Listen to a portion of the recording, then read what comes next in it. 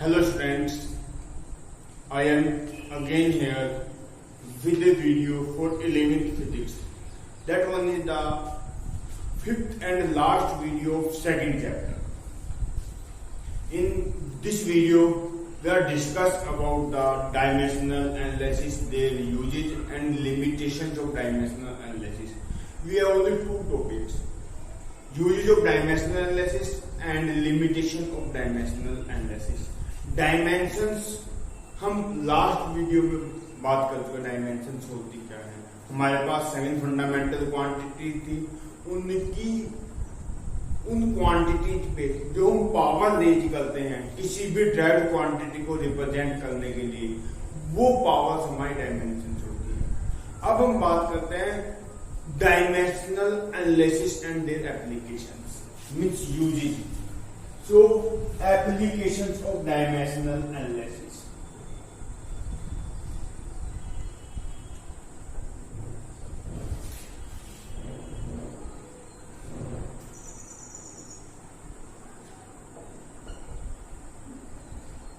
देखो, सबसे पहले डायमेंशनल एनालिसिस होता क्या है? डायमेंशनल एनालिसिस की अगर हम बात करें तो डायमेंशनल एनालिसिस का मतलब होता है the physical phenomena on the basis of dimensions, means study the physical phenomena on the basis of study the dimensions is called dimensional analysis. means dimensional analysis क्या है कि किसी भी physical phenomena की स्टडी हम डायमेंशंस के base पे अगर कर रहे हैं तो हमारा डायमेंशनल एनालिसिस है। अब डायमेंशनल एनालिसिस के यूजेस क्या क्या होते हैं?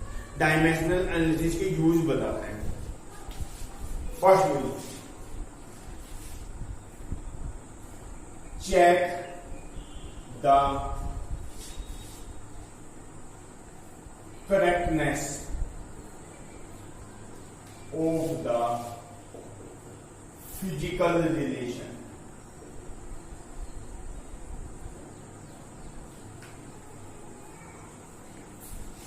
मीन्स हम फिजिकल रिलेशन की करेक्टनेस को चेक कर सकते हैं। इसके लिए हमारा एक था principle of homogeneity.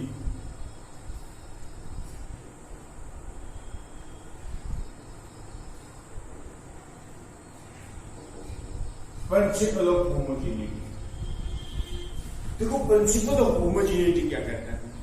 According to principle of homogeneity the any physical relation will be correct. Any physical relation will be correct if all the terms on both sides have the same dimensions. Means जिस relation में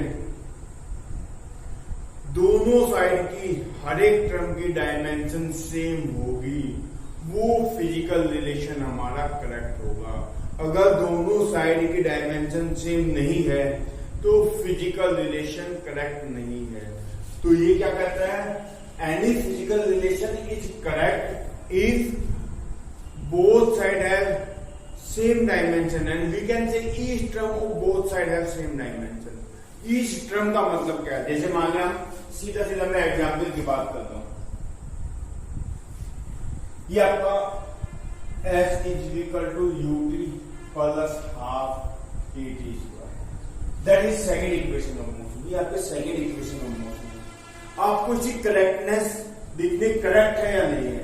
अब आपके पास term left hand side में एक term ऐसे press, right hand side में to terms हैं, UT and half eighty square. Terms का मतलब है कि जब तक प्लस या माइनस बीच में ना आए तब तक ट्रम रहते हैं। मल्टीप्लाई में डिवाइड में कितनी भी ट्रम हो, कितनी भी क्वांटिटी हो, जब तक कि बीच में प्लस या माइनस नहीं आएगा ट्रम खत्म नहीं होगी। मीन्स आपके पास एक ट्रम तो लेफ्ट हैंड साइड में है और two terms right hand side में। So, डायमेंशन ऑफ एस की डायमेंशन की बात कर, डायमेंशन इक्वेशन लिख देते हैं। एस की डायमेंशन, एस क्या आपकी लेंथ एल होगी।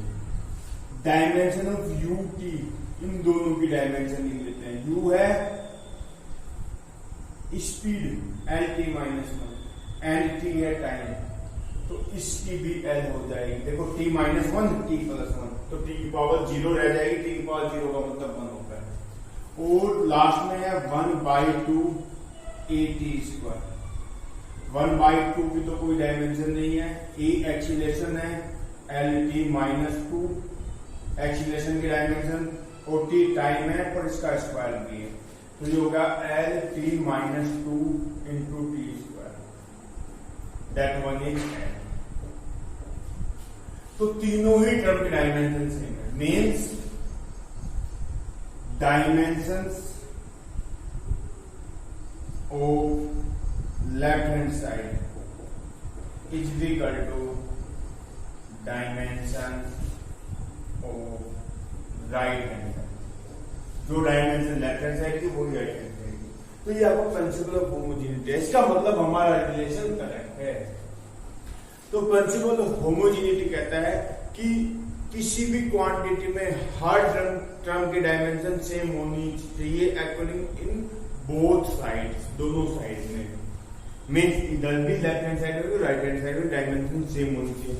प्लस माइनस का मतलब क्या है, तो यहीं पे प्लस माइनस की बात कर लेते हैं कि जो डायमेंशन होगी सेम नेचर की क्वांटिटी ऐड होती है, सेम नेचर की क्वांटिटी माइनस होती है। मल्टीप्लाई तो किसी भी कर सकते हो आप, पर अगर ऐड करना है तो मीटर को सेंटीमीटर में तो ऐड कर सकते हो, और मीटर को किलोग्राम में ऐड नहीं कर सकते। मीटर की डायमेंशन L, किलोग्राम की डायमेंशन M, तो दोनों की डायमेंशन अलग अलग होगी तो वो ऐड भी नहीं होंगी। लेंथ में ऐड हो सकती है, मास में ऐड हो सकती है, जूल एनर्जी में ही ऐड हो सकती है, एनर्जी फोर्स में ऐड नहीं हो सकती। तो सेम नेचर की क्वांटिटी प्लस या माइनस होती है, तो ये चीज कहती है कि इसकी डायमेंशन जो है वो इसकी डायमेंशन तभी ये प्लस होंगी या तभी माइनस होंगी, अदरवाइज नहीं होंगी। ये आपका first use of dimensional analysis है, check the correctness of the physical relation, पहला यूज हो गया। आई होप समझ में आ गया होगा। और कोई फॉर्मूला मैं एग्जाम्पल वो दे रहा हूं, जिसे मान लें होता है centrifugal force F is equal to mv square upon r।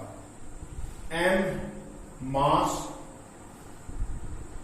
v velocity and r radius. Means अगर कोई ऑब्जेक्ट किसी सर्कुलर पाथ में मूव करता है तो उस पर सेंट्रिफ्यूगल फोर्स लगता है, that is called centripetal force. अब सेंट्रिपिटल फोर्स में m मास है, v वेलोसिटी है और r रेडियस है। मीन्स r रेडियस उस पाथ की, v वेलोसिटी उस ऑब्जेक्ट की जो उसको मूव कर रहा है उसकी वेलोसिटी, m उस ऑब्जेक्ट का मास। तो अगर हम देखें लेफ्ट हैंड साइड की डायमेंशन, फोर्स की डायमेंशन, आपको पता है फोर्स की डायमेंशन होती है MLT-2। राइट हैंड साइड की dimension mv square upon r की डायमेंशन। m तो मास है, डायमेंशन m आ गई, v वेलोसिटी है, डायमेंशन LT-1, पर इसका स्क्वायर भी है, इस स्क्वायर को मत भूलना, और r रेडियस है, डायमेंशन l। तो ये आ जाएगी ml square T-2 upon l, और जब इसको ऊपर ले जाओगे तो हो जाएगी MLT-2। तो जो लेफ्ट हैंड की डायमेंशन वही राइट हैंड की डायमेंशन, मीन्स फॉर्मूला करेक्ट है। अगर दोनों की डायमेंशन अलग अलग आते तो इसका मतलब हमारा फिजिकल रिलेशन या फॉर्मूला करेक्ट नहीं है। ये तो होगी first application of dimensional analysis. अब सेकंड एप्लीकेशन की बात करते हैं। सेकंड एप्लीकेशन क्या है? Drive the correct relation.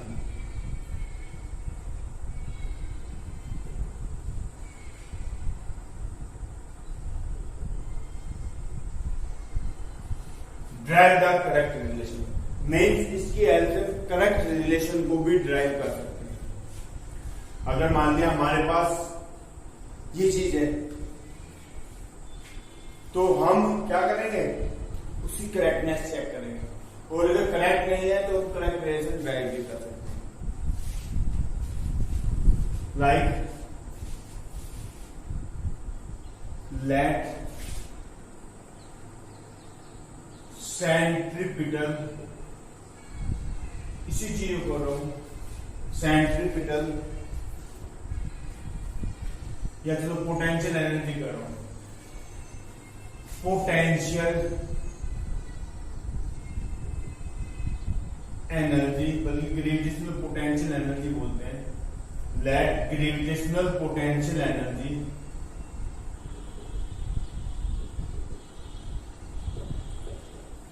of an object of mass m at a height h is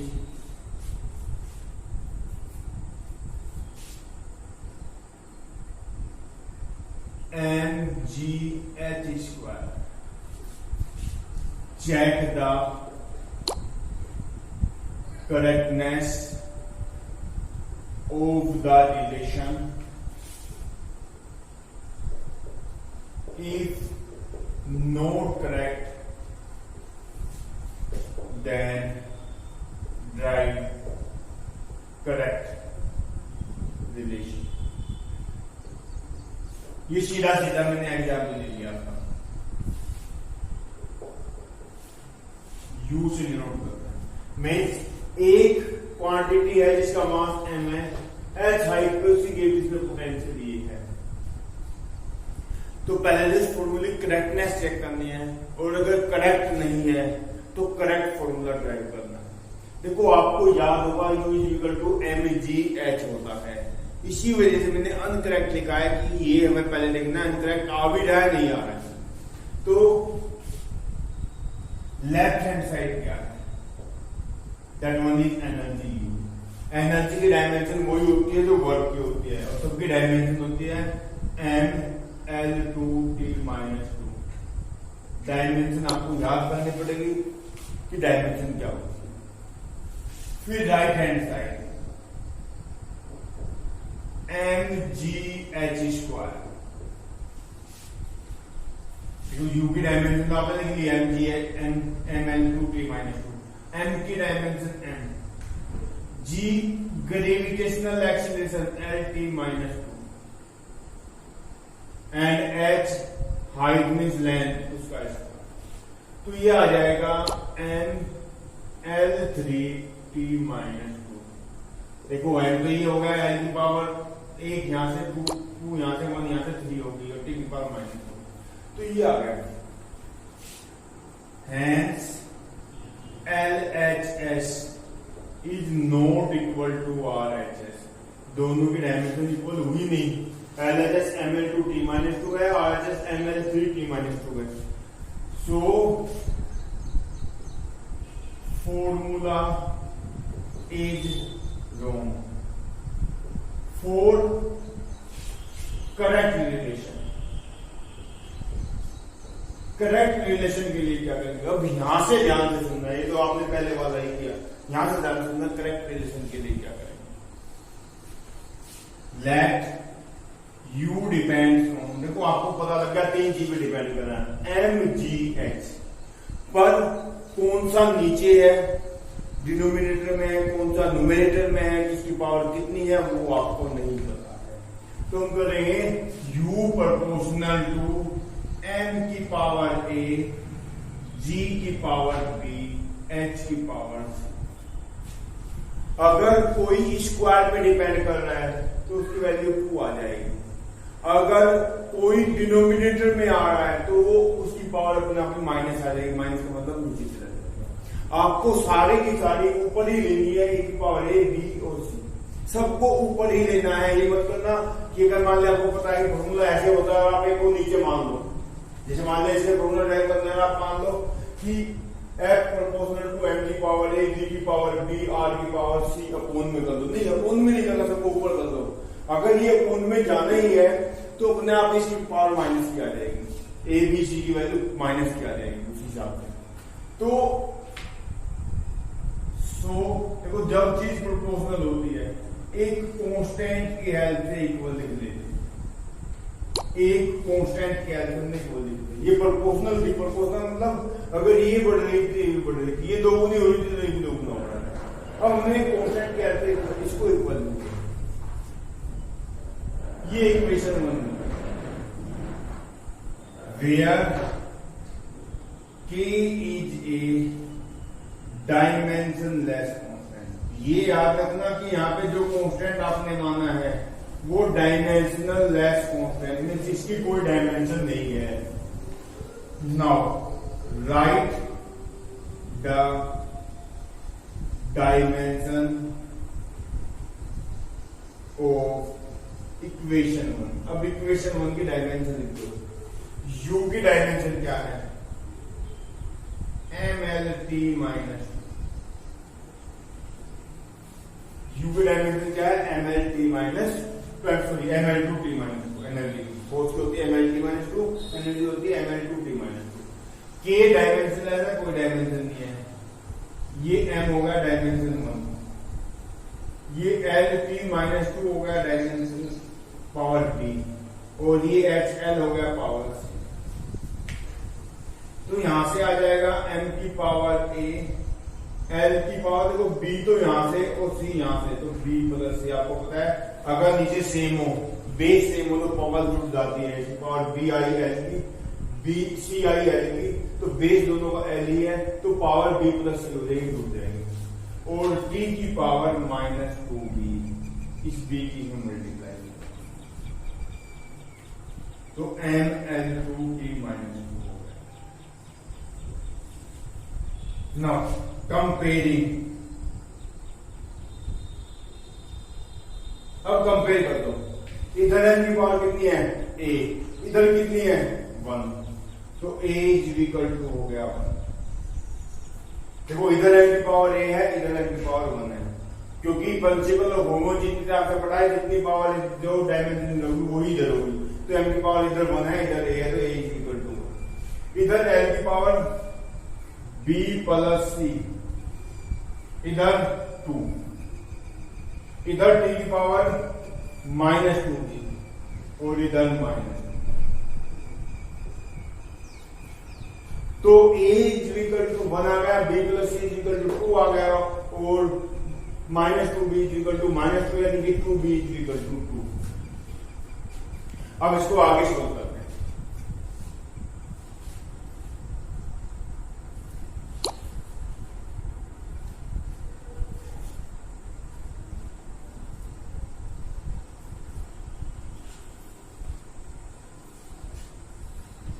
देखो 2b इज इक्वल टू 2 है, तो b is equal to 2/2 1। a की वैल्यू 1, b की value 1। Again b plus c is equal to 2, तो c is equal to 2 minus b। 2b इधर जाएगा minus का हो जाएगा, इधर प्लस का इधर माइनस का हो जाएगा, तो 2 माइनस 1 1। तो a की वैल्यू भी 1, b की वैल्यू भी 1 और c की वैल्यू भी 1। Putting values of A, B and C in equation 1। Equation 1 में ये वैल्यू पुट कर दीजिए, तो U इज इक्वल टू आ जाएगा K M की पावर 1, क्योंकि A की वैल्यू 1 है, G की पावर 1, B की वैल्यू भी 1 है, C की पावर 1 सॉरी H की पावर 1, क्योंकि C की वैल्यू भी 1 है। तो ये आ गया आपका। अब आपको यहां रिलेशन पता था कि यहां पे कांस्टेंट की वैल्यू कांस्टेंट है ही नहीं कहीं, तो आप लिख लोगे we know k is equal to 1, so u is equal to mgh। ये आपका रिलेशन आ गया, u is equal to mgh। एक एग्जाम्पल और बताऊंगा ताकि आपको अच्छे से समझ में आ जाए। यहीं पे लेता हूं एक एग्जाम्पल और।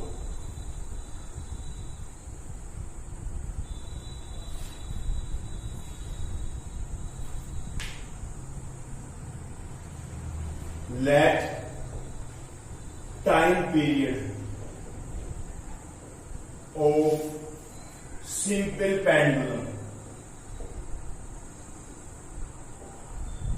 is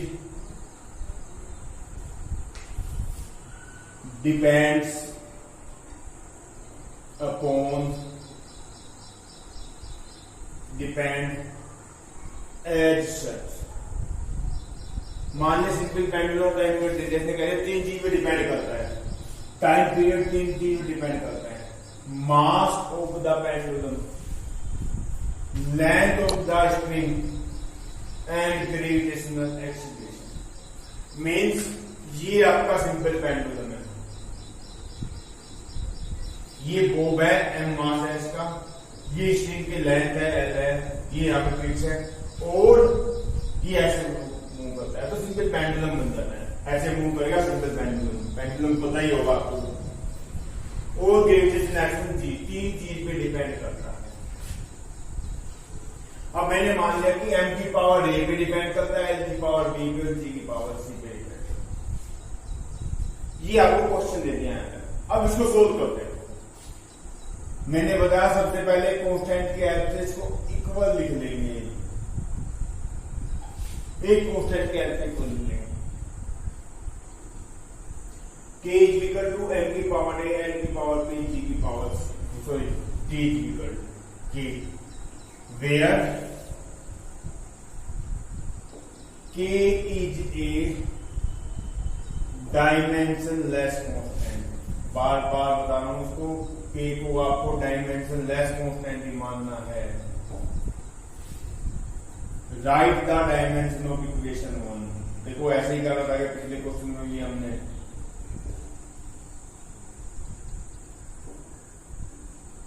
ऐसे ही करा था ना। तो ये जो टाइम है, टाइम पीरियड का मतलब टाइम डायमेंशन t होगी, k डायमेंशनलेस कांस्टेंट है, कोई डायमेंशन नहीं आएगी।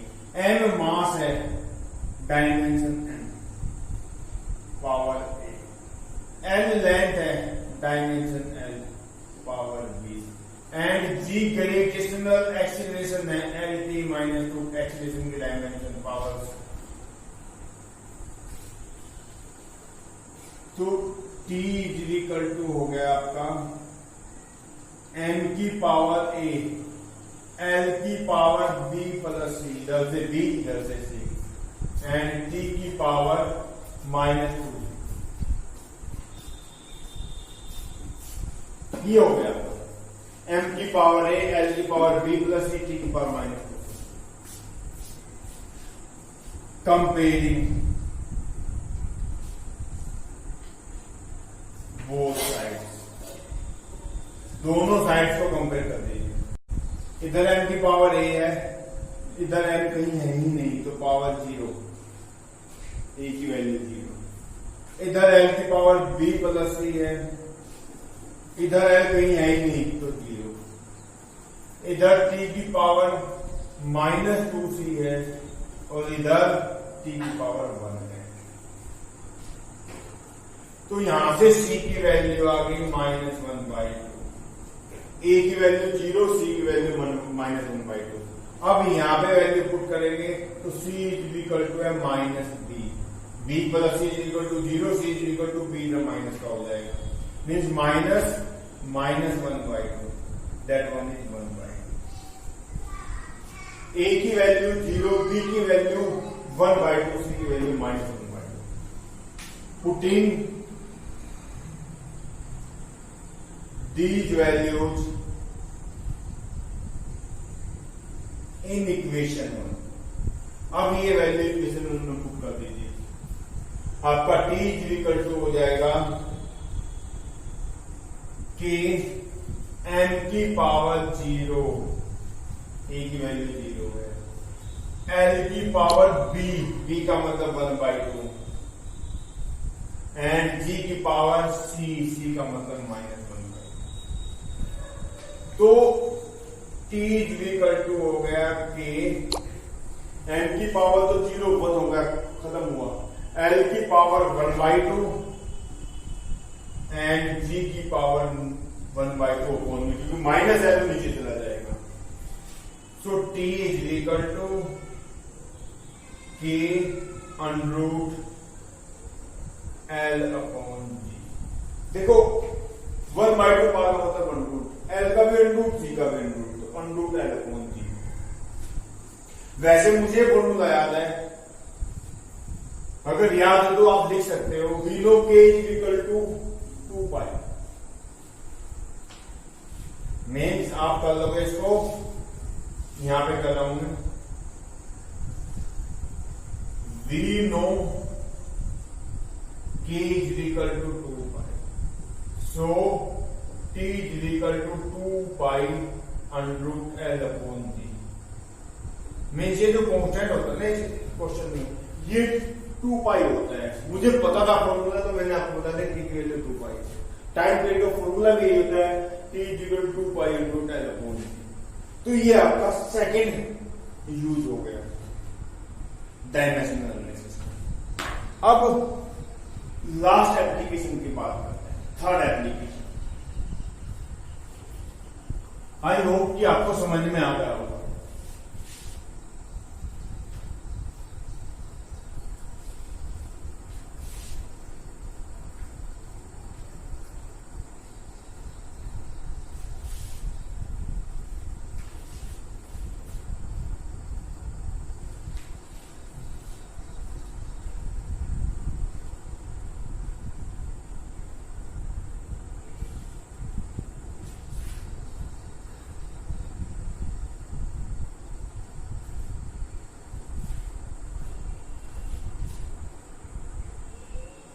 Conversion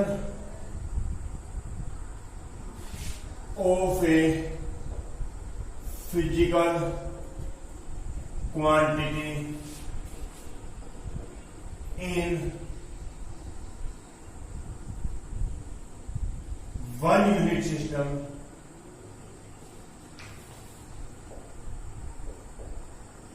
to another.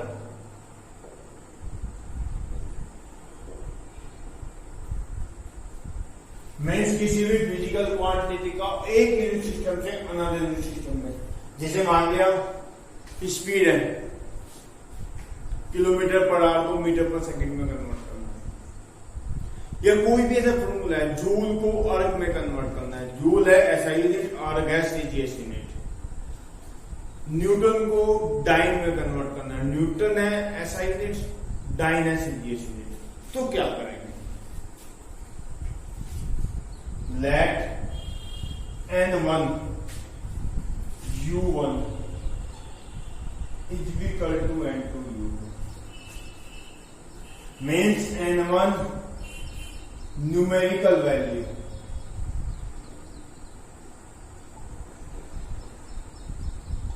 u1 unit, n2 numerical value, U2 unit. Means एक यूनिट सिस्टम में उसकी न्यूमेरिकल वैल्यू n1 है, दूसरे यूनिट सिस्टम में उसकी न्यूमेरिकल वैल्यू n2 है। मीन जैसे मानिए मैंने एग्जाम्पल दिया 36 किलोमीटर पर आवर है, ये इक्वल टू होता है 20 मीटर पर सेकंड, सॉरी 10 मीटर पर सेकंड। तो दोनों एक ही बात है, बस यहाँ पे किलोमीटर पर आ रहा है, यहाँ पे मीटर पर सेकंड है। तो मीटर पर सेकंड में इसकी न्यूमेरिकल वैल्यू 10 है, किलोमीटर पर आवर में 36 है। 36 किलोमीटर पर आवर क्या है, 10 मीटर पर सेकंड क्या है, दोनों एक ही बात है। तो वही मैंने कहा कि एक यूनिट सिस्टम में इसकी वैल्यू n1 है न्यूमेरिकल वैल्यू, दूसरे यूनिट सिस्टम में n2 है। And dimensional formula of the quantity is m की पावर a l की पावर b t की पावर c। ये इसका डायमेंशनल फॉर्मूला है, m की पावर a l की पावर b t की power c।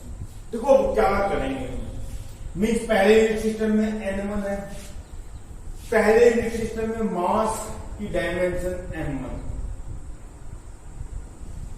Power a, length की dimension L1 power b, time की डायमेंशन T1 पावर c। दूसरे यूनिट सिस्टम में इसकी न्यूमेरिकल वैल्यू n2 है। अब डायमेंशन तो सेम ही रहेगी, मीटर को ही तो किलोमीटर में कन्वर्ट कर सकते हैं आप। स्पीड को स्पीड में तो कन्वर्ट कर सकते हो, स्पीड को एक्सीलरेशन में कन्वर्ट आप नहीं कर सकते। तो सेम नेचर ही है, तो सेम ही डायमेंशन रहेगी, बस यहाँ पे मास की यूनिट m2 आ जाएगी, पावर a ही रहेगी, लेंथ की l2 आ जाएगी, पावर b रहेगी, टाइम की t2 आ जाएगी, पावर c रहेगी। तो आपको मान लिया n2 फाइंड करना है, n2 is equal to n1 और ये इसके नीचे चला जाएगा, means m1 upon m2 power a, L1 upon L2 power b, T1 upon T2 power. अब आपको मान लिया एक यूनिट सिस्टम से दूसरे यूनिट सिस्टम में कन्वर्ट करना है, तो आपको पहले यूनिट सिस्टम में मास, लेंथ और टाइम की यूनिट पता होनी चाहिए, दूसरे यूनिट सिस्टम में मास, लेंथ और टाइम की यूनिट पता होनी चाहिए। उसके बाद में आप क्या करोगे, न्यूमेरिकल वैल्यू एक में पता है, दूसरा फाइंड कर दो। जैसे मान ले मैं भी एक एग्जांपल दे रहा हूं, कन्वर्ट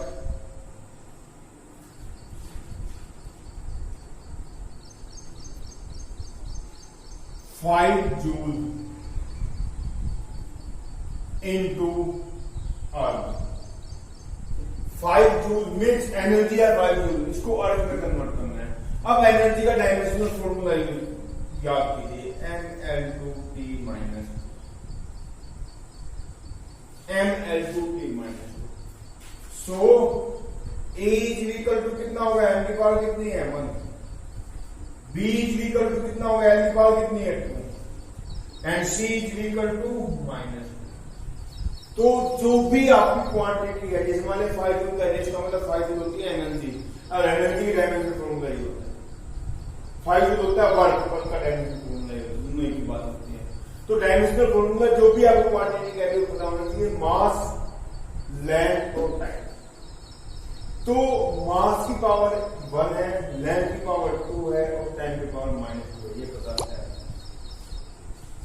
अब आपको कन्वर्ट करना है, and n1 is equal to 5 means इसमें 5 है, दूसरे पता करना है।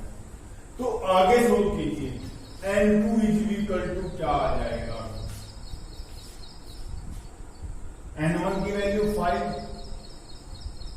n1 मीन्स जिसमें n1 की वैल्यू इसमें दी ऐसा यूनिट में, उसमें मास की यूनिट क्या है 1 kg, और जिसमें कन्वर्ट करनी है अब में उसमें क्या है 1 ग्राम, सीजीएस में 1 ग्राम है, पावर 1। दूसरा लेंथ एसआई में क्या है 1 मीटर, सीजीएस में क्या है 1 सेंटीमीटर, पावर 2। तीसरा टाइम एसआई में क्या है 1 सेकेंड, 1 सेकेंड, पावर -2, क्योंकि यहां तो ये एसआई में भी सेकेंड है और सीजीएस में भी सेकेंड है। तो ऐसे आपको लिख लोगे 1 kg upon 1 gram, 1 metre upon 1 centimetre, 1 second upon 1 second, क्योंकि एसआई में होती है किलोग्राम मीटर सेकेंड और सीजीएस में होते हैं ग्राम सेंटीमीटर सेकेंड। सेकेंड से सेकेंड करते हैं, किलोग्राम को ग्राम में कन्वर्ट कर लो, मीटर को सेंटीमीटर में कन्वर्ट कर लो। ये तो 1 की पावर कितनी भी हो 1 ही रहेगा, 1 की पावर कुछ भी हो ऑलवेज 1 ही रहता है, छोड़ दो।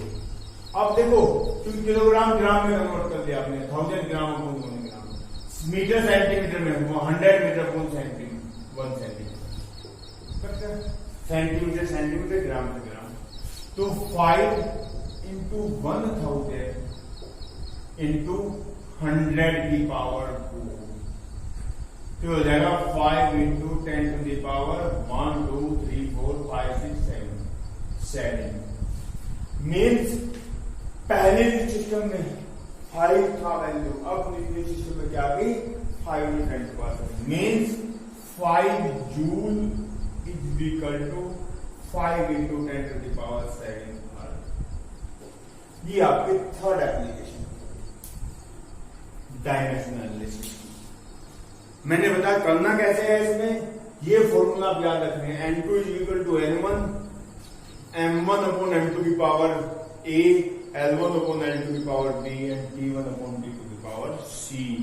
आपको A, B, C की वैल्यू चाहिए, आपको पता लग गया कि जूल है मीन्स एग्जाम्पल में, तो इसका मतलब जूल एनर्जी की डायमेंशन है, और एनर्जी का डायमेंशन फॉर्मूला ये होता है। एनर्जी के डायमेंशन में एक डायमेंशन मास की आती है, दो डायमेंशन लेंथ की आती है, -2 डायमेंशन टाइम की आती है। तो ए की वैल्यू 1, बी की वैल्यू 2 और सी की वैल्यू -2, और ये वैल्यू रख के आप इसकी वैल्यू फाइंड कर सकते हैं। किसी भी यूनिट सिस्टम से एक से दूसरे में कन्वर्ट कर सकते हैं वैल्यू को। जैसे मान लें मैंने भी एग्जाम्पल दिया था, convert 36 kilometre per hour into metre per second, ये कन्वर्ट करना है। तो आप ये स्पीड है, स्पीड की डायमेंशन क्या होती है, m0 lt -1 या lt -1 ही कहते हैं, lt -1। अब lt -1 है तो इसका मतलब m तो कोई है ही नहीं, तो a की वैल्यू तो 0, l है तो वैल्यू 1 क्योंकि l की पावर 1 है, और t है c की वैल्यू पावर -1। तो n2 is equal to n1 m1 upon m2 a, l1 upon l2 b, t1 upon t2 n2 तो आपको फाइंड करना है मीटर पर सेकंड में, किलोमीटर पर आवर में पता आपको 36। मास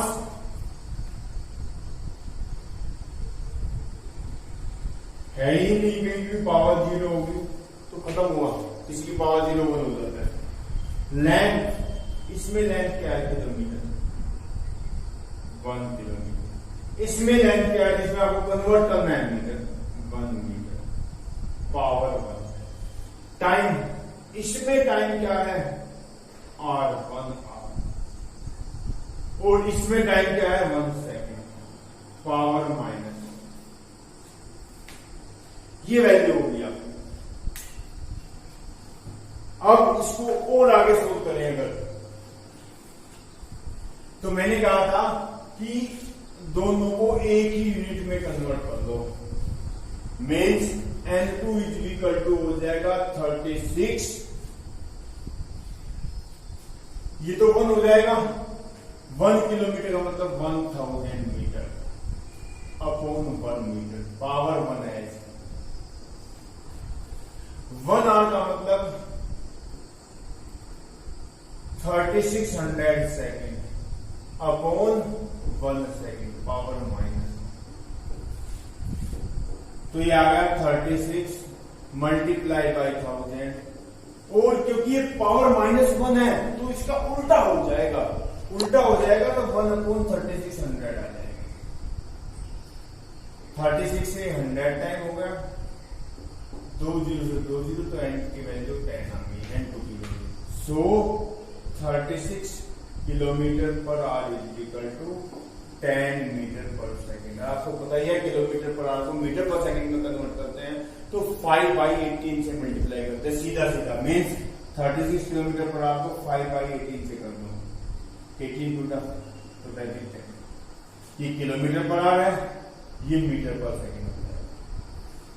ये सीधा सीधा 4 मेथड, ये हो गया।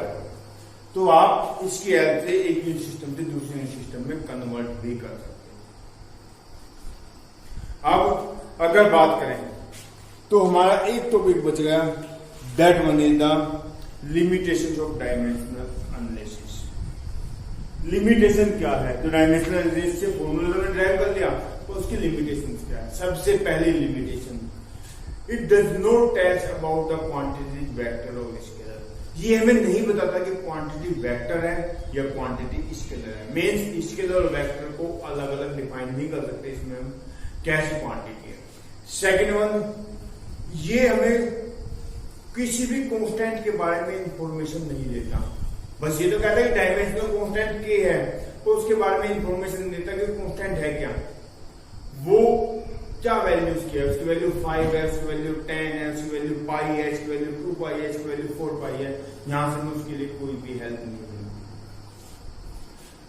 कोई भी फॉर्मूला अगर ड्राइव करें तो ट्रिग्नोमेट्रिक फंक्शन हो, sine theta, tan theta, cos theta, या एक्सपोनेंशियल फंक्शन हो e की पावर l, e की पावर m, या फिर लॉगरिथम हो, log 10, log 5, उन सब के बारे में हम फॉर्मूला ड्राइव नहीं कर सकते। जहां पे वो चीजें हैं उन चीजों का हम फॉर्मूला ड्राइव नहीं कर सकते। नेक्स्ट वन, हम इसमें ऑलवेज डायमेंशनलेस कांस्टेंट चूज करते हैं, डायमेंशनल कांस्टेंट चूज नहीं कर सकते। And last one is the composition relation जो होते हैं, जिसमें दो से ज्यादा टर्म होते हैं। जैसे मान लें v is equal to u plus at, हम इसको ड्राइव नहीं कर सकते, हम इसको करेक्टनेस तो चेक कर सकते हैं, पर इस फॉर्मूला को हम ड्राइव नहीं कर सकते, क्योंकि इसमें दो से ज्यादा टर्म होगी, 3 टर्म होगी। तो ऐसे रिलेशन जिसमें 2 से ज्यादा टर्म हो, उसको हम ड्राइव नहीं कर सकते। These are the limitations of dimensional analysis. मैंने आपको बताया डायमेंशंस कोई मुश्किल काम नहीं है। डायमेंशंस लेंथ की L, मास की M, टाइम की T, मेनली आप ये याद रखो, टेम्परेचर की K एंड करंट की A, ये 5 डायमेंशन आपको याद रखने हैं। उसके अलावा आपको कई स्पीड होता है डिस्टेंस अपॉन टाइम। डिस्टेंस का मतलब लेंथ, टाइम, तो length upon time means L upon T, यानी कि LT माइनस।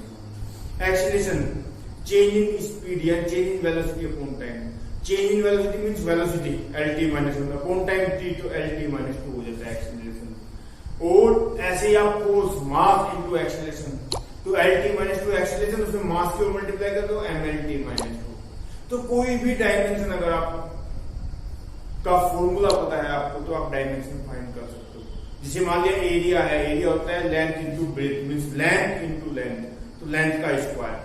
आपको कभी एरिया मिलेगा तो मीटर स्क्वायर मिलेगा, सेंटीमीटर स्क्वायर मिलेगा, तो डायमेंशन होगी L स्क्वायर। अगर वॉल्यूम है length into breadth into height, तो लेंथ की मल्टीप्लाई 3 बार, लेंथ मीटर में, ब्रेथ मीटर में, हाइट मीटर में, तो मीटर क्यूब होगी, तो ऐसे ही L क्यूब होगी। मीन्स एक एक्सिस पे, एक वाई एक्सिस पे, एक जेड एक्सिस पे। तो ये डायमेंशन आप देख लेंगे एक बार, आपकी बुक में डायमेंशन दी हुई है, और जिसका फॉर्मूला पता है आप डायमेंशन फाइंड कर सकते हो। जैसे मान लिया वर्क का फॉर्मूला क्या होता है, फोर्स इंटू डिस्प्लेसमेंट। फोर्स की डायमेंशन MLT माइनस 2, डिस्प्लेसमेंट की L, तो L की पावर 2 हो जाएगी, मीन्स ML2T माइनस 2। तो आप किसी भी क्वांटिटी की डायमेंशन फाइंड कर सकते हो। ये आपका चैप्टर कंप्लीट हो गया। मीन्स फर्स्ट 2 चैप्टर आपका कंप्लीट हो गए। नेक्स्ट चैप्टर, थर्ड चैप्टर होगा। थर्ड चैप्टर मोस्टली बेस है इक्वेशंस ऑफ मोशन पे। इक्वेशंस ऑफ मोशन 3 है, v is equal to u plus at, s is equal to ut plus half at square, and v square is equal to u square plus 2as। v final velocity, u initial velocity, a acceleration, s displacement, t time. ये आपकी equations of motion है। और उसके base पे next आपका chapter है, उसमें कुछ ग्राफ्स वगैरह है, उसके भी मैं वीडियो डाल दूंगा, आप देख लेना। उसके बाद में क्या होगा, तब उस चैप्टर कंप्लीट करने के बाद